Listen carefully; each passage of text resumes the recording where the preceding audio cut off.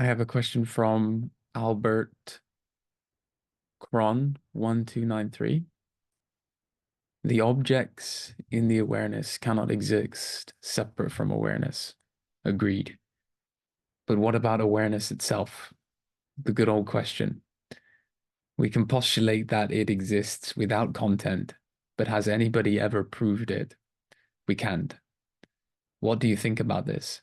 Or do you have a video yet on this topic?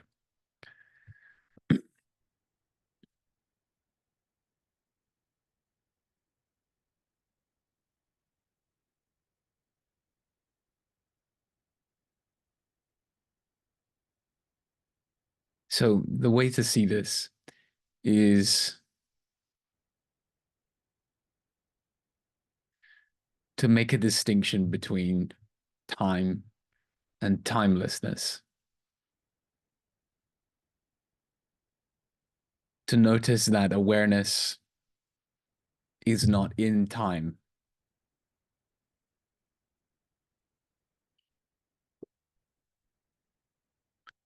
So awareness right now is only now. It only experiences being now. It doesn't experience being past or future, before or after. Awareness is the now. And this now is not moving.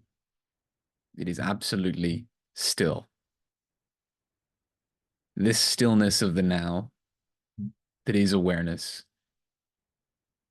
is always present. Every movement of our experience, every thought that appears and disappears, every sensation that appears and disappears, every sight that appears and disappears, and so on, appears and disappears within this now of awareness. This now of awareness is not appearing and disappearing within the mind, within the body, within the cosmos. See that the mind, the body, and the cosmos are appearing and disappearing within the now of awareness. This now of awareness is not limited to the temporal dimension that is exemplified by the mind, the body, and the cosmos. The mind and the body and the cosmos are like the movie within the screen. The screen is not limited within the content of the movie, within the time that exists within the movie. So too, the now of awareness is not within the time of the mind, the body, or the cosmos.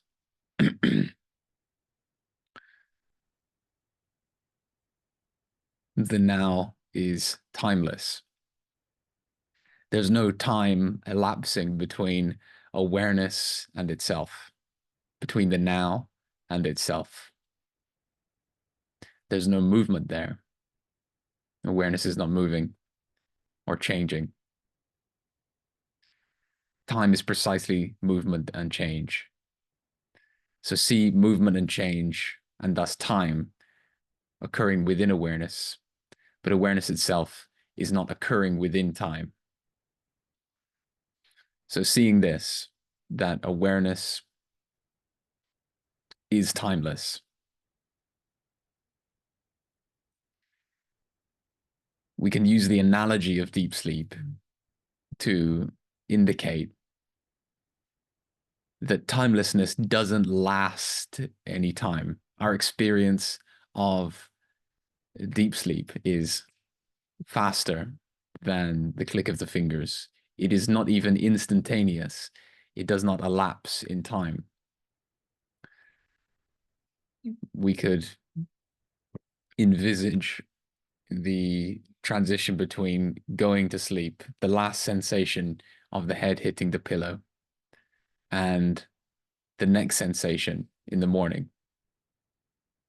Imagining that we don't have any dreams or any sensations during the night. We just have that last sensation of the head hitting the pillow and the first sensation in the morning of the bed sheets on our chest. So we have these two phenomena, two objects of perception. In between them, we don't really have an in between because there's no time elapsing there. There's no duration.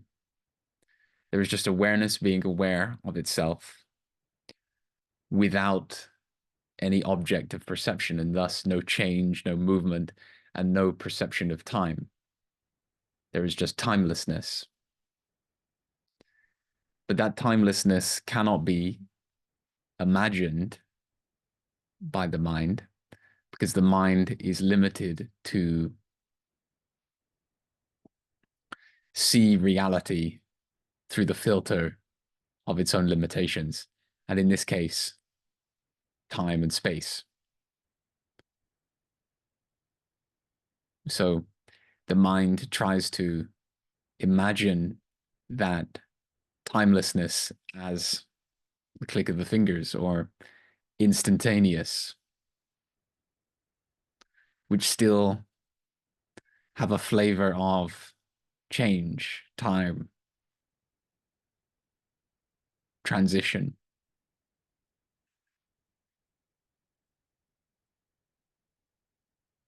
If we take this screen as an analogy, you have the last object of perception at night, the head touching the pillow, and the first object of perception in the morning, the bed sheets on the chest. This perception, and then this perception. What is between here? We have the screen. But the screen is not moving.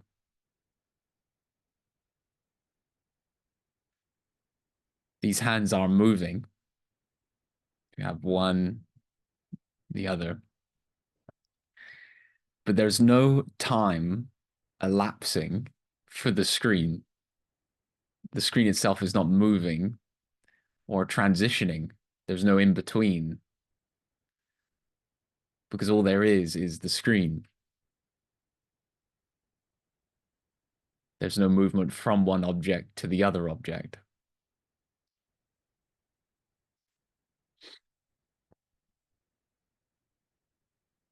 So it's the same here. Timelessness is ever present.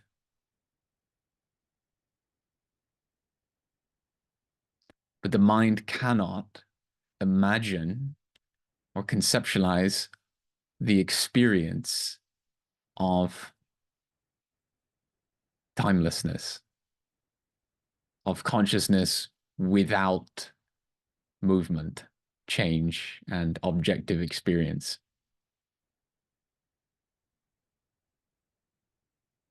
And there is no time that elapses in what we refer to as Nirvikalpa Samadhi, consciousness without objective experience.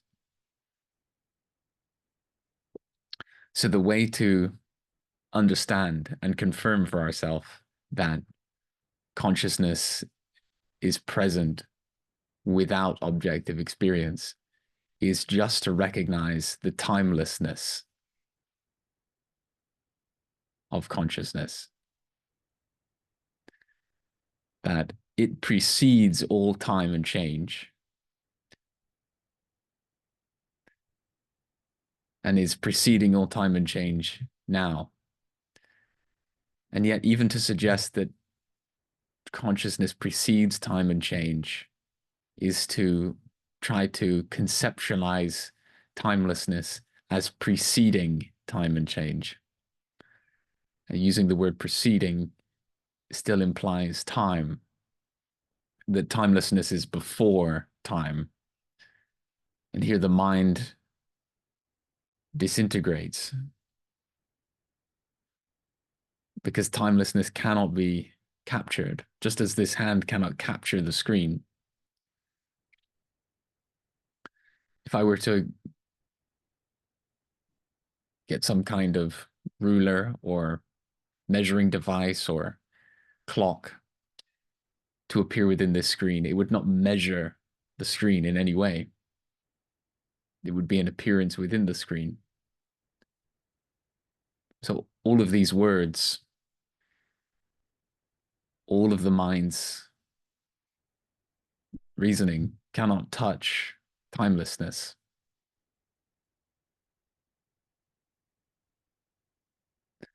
Only timelessness can be conscious or aware of itself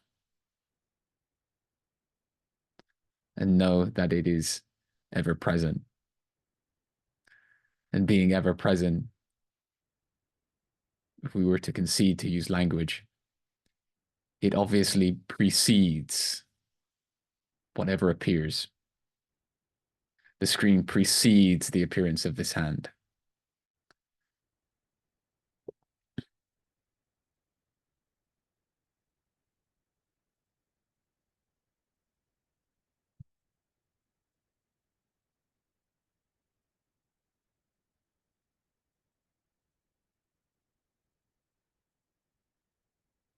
Consciousness precedes the mind, the body, and the cosmos. For we can see they are all changing. And consciousness is not changing. It is not limited to time.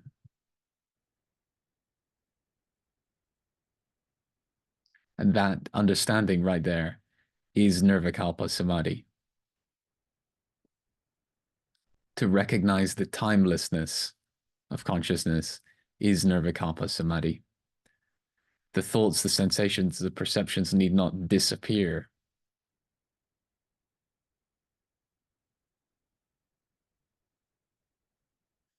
From the point of view of the mind. Because from the perspective of consciousness, the thoughts, the sensations, and the perceptions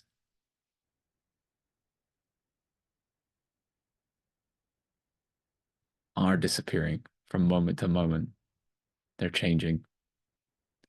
And consciousness itself is timeless, unchanging.